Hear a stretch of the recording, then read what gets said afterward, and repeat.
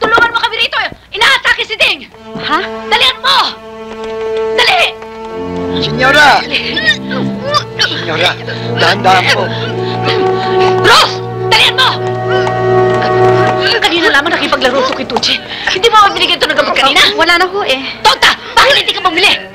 Kala mo bumili ka! Oo. Kala mo bumili ka sa butika! Halika muna rito! Tulungan mo kami dito! Dali! Dali! Dalihan niyo! Tonta! Mo! Pinabayaan mo ang bata!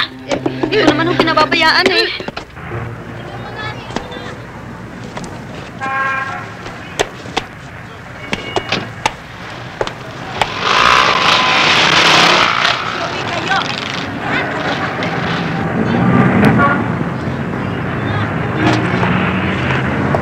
Ruth!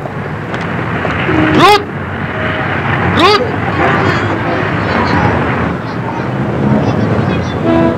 Halika! Halika na! Halika muna rito! Halika! Sige na! Dito! Halika na!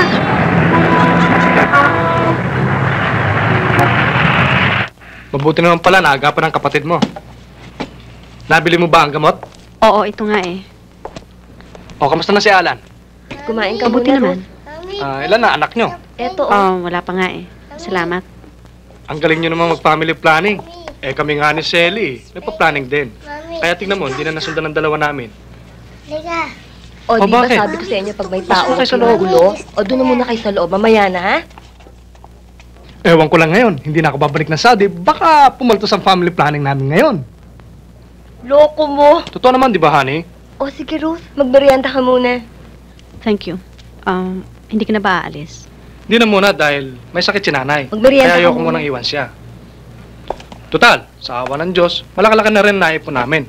May sobra pa nga kahit may ginamit kami para ipuhunan dito. Saka, namimiss ko na ang honey ko. Isipin mo na lang, 5 taong kami nagkakahiwalay dahil sa lintik na Sauding yan. Di ba, honey?